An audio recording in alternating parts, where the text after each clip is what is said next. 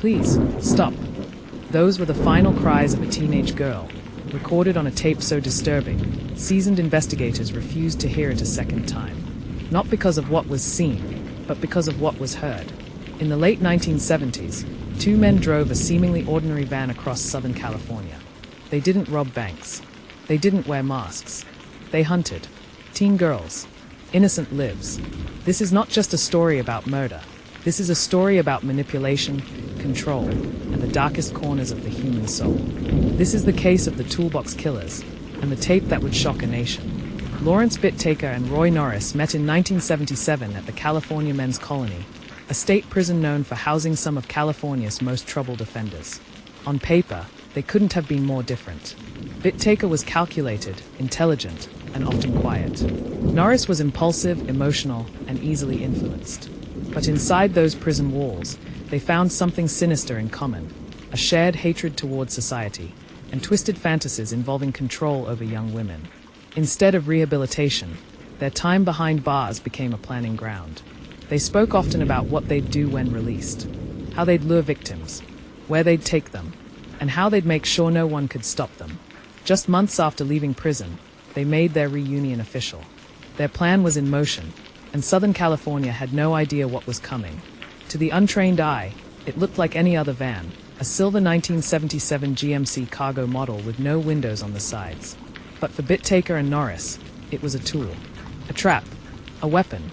They nicknamed it Murder Mac. It had no business being called that, but the name was just another layer in their twisted game. They outfitted the van with everything they thought they'd need, everyday tools, drinks in a cooler, and a bed in the back. Nothing suspicious, unless you knew what they were planning. And then, they began driving.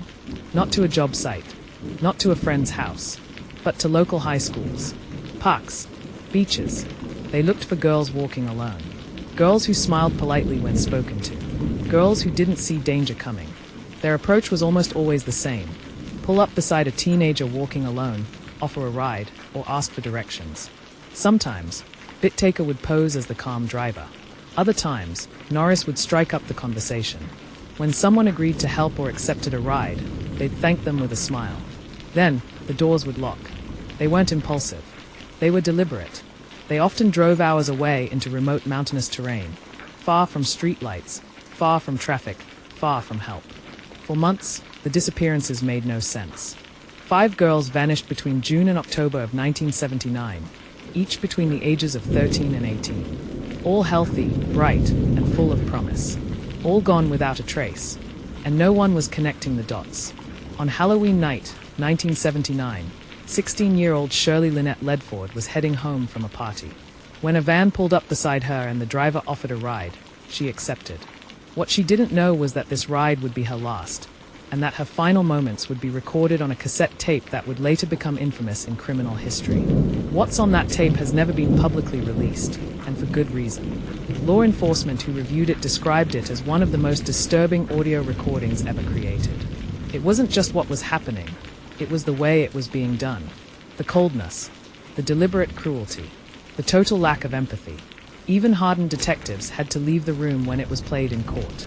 But perhaps the most haunting part wasn't the violence, it was Shirley's voice. Her humanity, her fight to survive, her pleas to be let go. That tape would become the key piece of evidence, and the world would never forget it.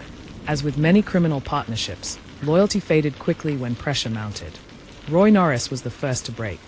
He had confided in a friend, bragging about what he and Bittaker had done. That friend went straight to the police. Norris was arrested and, faced with the possibility of the death penalty, began to talk.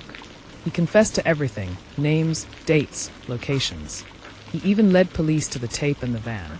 Authorities recovered hundreds of photographs, a stash of tools, and the infamous cassette. Several photos depicted terrified young girls, some of whom remain unidentified to this day. Bittaker, when arrested, denied it all. He claimed he was framed. He claimed the tape wasn't his. But the evidence was overwhelming, and the tape didn't lie. In 1981, Lawrence Bittaker's trial began. The jury heard the tape, at least a portion of it. It was enough. Several jurors cried. Some couldn't sleep for weeks. One reporter left the courtroom and never returned. Even the judge, who had seen the worst of humanity, called it the most disturbing piece of evidence ever presented in a courtroom. Whittaker was sentenced to death.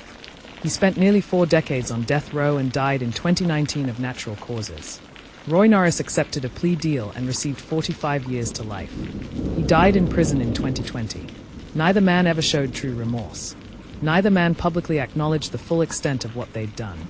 But the tape remains sealed in evidence, a permanent reminder of the cruelty they carried out and the voices they silenced. Let's not forget the most important part of this story, the victims. Lucinda Schaefer, 16. Andrea Hall, 18. Jackie Gilliam, 15. Leah Lamp, 13. Shirley Ledford, 16. They were more than case files. They were daughters, friends, classmates. Each had their entire lives ahead of them, stolen in moments of calculated cruelty. To this day, their families carry the pain. And while justice was served, the scars remain. It's easy to talk about the killers, but we must remember the lives that were taken, not how they ended, but how they were lived. If you've made it this far, you're probably asking the same question we all ask when we hear stories like this. How could someone do this? And how do we stop it from happening again? The answer starts with awareness, with listening, with remembering. Shirley, Jackie, Leah, Andrea, Lucinda, they deserve to grow up, to chase their dreams, to live full lives. If this story moved you, share this video. Keep their memory alive. Keep the conversation going. And if you believe stories like this need to be told, with empathy, with respect, and with truth, then subscribe to True Crime Hub. We uncover the darkest crimes not for shock value, but to shine a light on what must never be forgotten. Stay safe, stay aware, and remember, behind every true crime is a real person who deserved better.